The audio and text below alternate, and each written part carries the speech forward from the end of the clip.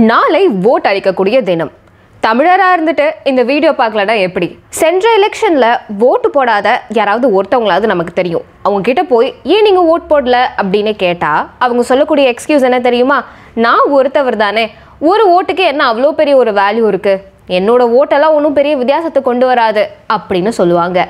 ஆனால் அதே ஒரு ஓட்டு தான் நம்ம வரலாறை மாற்றி அமைத்திருக்கிறது அப்படின்னு சொன்னால் நீங்கள் நம்புவீங்களா? அட ஆமாங்க, அந்த ஒரு ஓட் பல மாற்றத்தையுமே நம்ம ஹிஸ்ட்ரியில் நடத்திருக்கு. அனைவருக்கும் ஹரிணி தேஷ்குமாரின் அன்பான இனிய தமிழ் வணக்கங்கள்.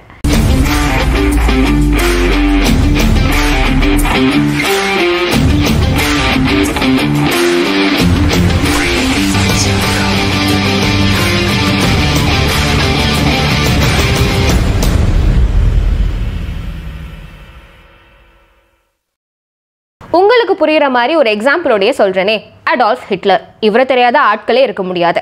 நாசி பார்ட்டியுடைய தலைவராக அடால்ஃப் ஹிட்லர் எப்படி தெரியுமாங்க தேர்ந்தெடுக்கப்பட்டார்? ஒரு ஓட்டு வித்தியாசத்துல தான் வெற்றியுமே பெற்றார். அதே போல சென்டியில் 1868ஆம் ஆண்டுல ஆண்ட்ரூ ஜான்சனுடைய ஜனாதிபதி பதவி அவர்கிட்ட இருந்து நீக்கப்படும் பொழுது ஒரு ஓட்டு வித்தியாசத்துல தான் மறுபடியும் அவருக்கு அந்த ஜனாதிபதி பதவி அவர்கிட்ட இருந்து நீங்காம அவர்கிட்டே மறுபடியும் கொடுத்துட்டாங்க. இப்படி ஒரு ஓட்டுக்கு எவ்வளவு பெரிய வேல்யூ இருக்குன்னு தெரியுது இல்லையா? நம்ம தமிழர்களை பற்றி இப்போ கூறலாமா? நம் தமிழ் மண், நம் தமிழ் இனம் உலகத்திற்கே நாகரிகம் கற்றுக் கொடுத்த இனம்.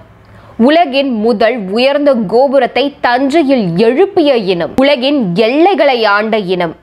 ஈகைக்கு எடுத்துக்காட்டாய் விளங்கும் இனம்.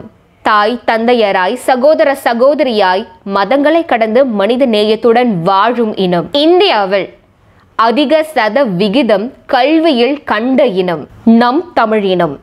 நாம் ஆண்ட பரம்பரை அடிமை இல்லை. சாதி மத பிரிவினைவாதம் இவை களைந்து சாமானியனும் சமத்துவத்துடனும் சுயமரியாதையுடனும் எல்லோருக்கும் எல்லாம் கிடைத்திட யார் வென்றால் தமிழினம் அடிமைப்படாதோ, யார் வென்றால் நாம் தலை நிமிர்ந்து நிற்கலாமோ, யார் வென்றால் விலைவாசி உயராதோ, யார் வென்றால் சாமானியனும் வாழ முடியுமோ. நன்றாக சிந்தியுங்கள். நம்ம எல்லாருக்குமே சுதந்திரம் வேண்டும், பல வசதிகள் நமக்கு வேண்டும். இப்படி ஒருத்தவங்களுக்குமே ஒரு கனவு இருக்கு, ஒரு தேவைகள் இருக்கு. அந்த தேவை உங்களுக்கு வேண்டும் என்றால் அதற்காக தான் உங்க கையில கொடுத்த ஒரு மிகப்பெரிய பவர், ஒரு மிகப்பெரிய உரிமை தான் ஓட் அப்படின்றது. நீங்க செலுத்தக்கூடிய அந்த ஒரு ஓட் மூலியமாக உங்களுக்கு தேவையான ஒன்றை நீங்க பெற்றுக்கொள்ளலாம். இப்படி இவ்வளவு பெரிய ஒரு பவர் இருக்கக்கூடிய ஒரு ஓட்டாக இருந்தாலும் அதை நன்றாக 1000 முறை யோசித்து வாக்களியுங்கள். இம்முறை நீங்கள் செலுத்தக்கூடிய வாக்கு வர தலைமுறையினருக்கு ஒரு மிகப்பெரிய மதிப்பு. வாக்களிக்காமல் இருப்பதே ஒரு மிகப்பெரிய குற்றம். ஆகையால் நிச்சயமாக கட்டாயமாக வாக்களியுங்கள், சிந்தித்து வாக்களியுங்கள். தயவு செய்து 1000 முறை சிந்தித்து வாக்களியுங்கள். ஒரு வளமான இந்தியாவை உருவாக்குங்கள். ஓட்டர் ஐடி இல்லை, வாக்காளர் அடையாள அட்டை என்கிட்ட இல்லை, பட் இருந்தாலும் நான் ஓட் போடணும், நான் என்ன பண்ணலாம் அப்படின்னு நீங்கள் கேட்டிங்கன்னா, இப்போ நான் சொல்ல போகிறதெல்லாம் உங்ககிட்ட இருந்துச்சுன்னா கண்டிப்பாக நீங்கள் உங்களுடைய வாக்குகளை அளிக்கலாம். முதலாவது ஆதார் அட்டை, இரண்டாவது மகாத்மா காந்தி ஊரக வேலை திட்ட அட்டை, மூன்றாவது வங்கி அல்லது அஞ்சல் அலுவலக கணக்கு புத்தகம், அடுத்தது மருத்துவ காப்பீடு ஸ்மார்ட் அட்டை, அடுத்தது ஓட்டுநர் உரிமம், அடுத்ததாக பேன் கார்டு இருந்தனா கூட கண்டிப்பாக நீங்கள் ஓட் பண்ணலாம். அடுத்தது ரேஷன் அட்டை, ரேஷன் கார்டு, பாஸ்போர்ட், ஓய்வூதிய அட்டை, ஒன்றிய அல்லது மாநில அரசுகள் PSU நிறுவன அடையாள அட்டை, MP மற்றும் MLA அடையாள அட்டை, மாற்றுத்திறனாளிகளுக்கான அடையாள அட்டை. இது இருந்துச்சுன்னா கண்டிப்பாக நீங்க ஓட் பண்ணலாம். ஆனா ஒண்ணு மட்டும் ஞாபகம் வச்சுக்கோங்க, சமீபத்திய வாக்காளர் பட்டியலில் உங்களுடைய பேர் இருக்க வேண்டும். அப்படி இருந்ததுன்னா இப்போ நான் சொன்ன பல விடயங்கள் இருக்கு இல்லையா, ஸோ இதில் உங்களுக்கு எது ஒன்று இருந்தாலுமே கண்டிப்பாக நீங்கள் ஓட் பண்ணலாம்.